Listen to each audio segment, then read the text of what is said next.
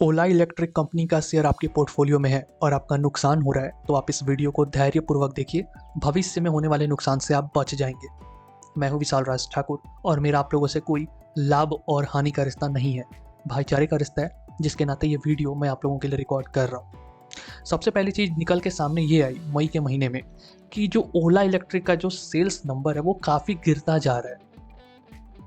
बहुत अच्छी कंपनियां हैं जो इसको आउट परफॉर्म कर रही हैं आज की डेट में मार्केट में। तो आपको क्या लगता है कि आपका शेयर आउट परफॉर्म कर जाएगा, आप नुकसान से निकल के बाहर आ जाएंगे? दो ही केस में ऐसा हो सकता है।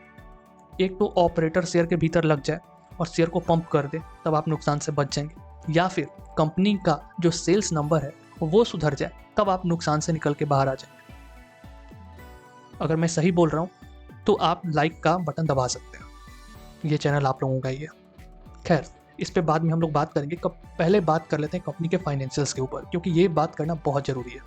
सबसे पहले चीज़ कि कंपनी का मार्केट कैप लगभग 19,500 करोड़ का है। कंपनी के ऊपर कर्ज दबा के 600 करोड़ के करीब में है। Sales growth rate, profit growth rate, return on equity, ये सारे के सारे गर्त में जा चुके हैं।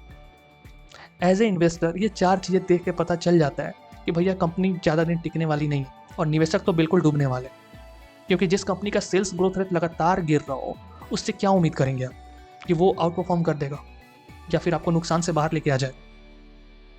जवाब आप कमेंट में दे सकते हैं। खैर, इन सारे डेटा को अपन लोग रियल नंबर्स में ब्रेक डाउन करके समझने की कोशिश करते हैं कि कंपनी के भीतर सेल्स कितने की हुई है, कंपनी ने प्रॉफिट कितना कमाया है, कंपनी की एसेट्स में कितनी ग्रोथ है, और साथ में कंपनी के ऊपर कर्ज कितना है और कंपनी कैश कितना बांध के घर ले जा रही है। क्योंकि किसी भी बिजनेस का लास्ट चीज़ यही होता है कि आखिर में कंपनी कैश कितना बांध के घर ले जा रही है, क्योंकि उसी कैश का उपयोग कंपनी डिविडेंड देने में भी करेगी, कंपनी के एक्सपेंशन पे भी करेगी, और साथ में ही कंपनी के जो अपने एक्सपेंसेस होते हैं उसके ऊपर भी करेगी।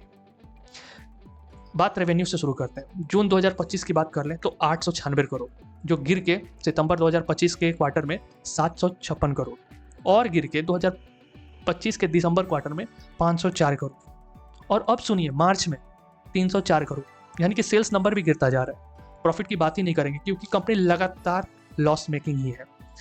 बैलेंस शीट की बात कर लें तो कंपनी के एसेट्स में लगातार ग्रोथ हो रहे हैं। यही कारण है कि कंपनी का कर्ज भी बढ़ता जा रहा है। कंपनी को ये लगता है कि एसेट्स लगाने से कंपनी का प्रॉफिट मार्जिन बढ़ जाएगा या फिर कंपनी नुकसान से निकल के बाहर आ जाएगी। तो ऐसा होने वाला नहीं, क्योंकि जब तक सेल्स नंबर नहीं सुधरेंगे तब तक एसेट्स मैनेजमेंट को अच्छा कर लेने से कुछ नहीं होने वाला है।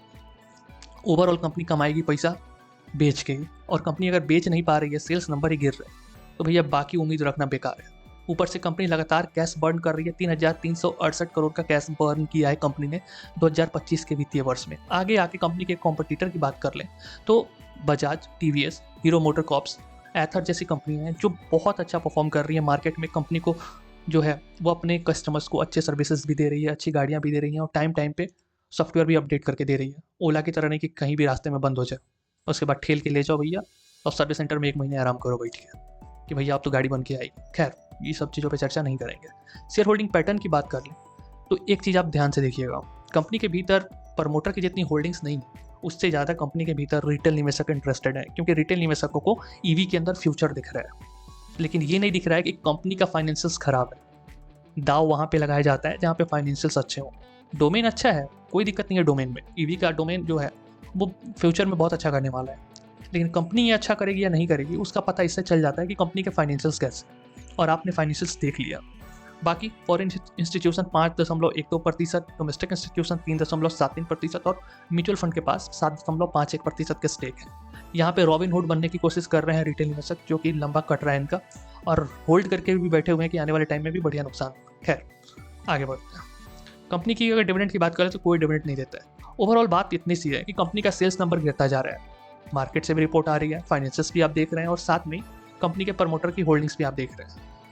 इन सब सारी चीज़ों को देख के मैं आपसे बस इतना बोलूँगा कि अगर आपके पैसे फंसे हुए हैं तो अच्छा मोमेंटम देख के निकल जाइए तो ज़्यादा बेहतर है। अच्छी कंपनी में लगाइए, अच्छे फाइनेंशियल्स देख के लगाइए, या फिर अपने वित्तीय सलाहकार से परामर्श लेके अच्छी कंपनी में लगाइए। ओला इलेक्ट्रिक से सारी संबंधित चीज़ें मैंने आपको बता दी है, कंपनी की अच्छी चीज़ें, कंपनी की बुरी चीज़ें। अब आपको वीडियो सही लगी हो, बातें समझ आ गई हो, तो आप चैनल को सब्सक्राइब कर सकते हैं। ये चैनल आप लोगों का ही है। धन्यवाद।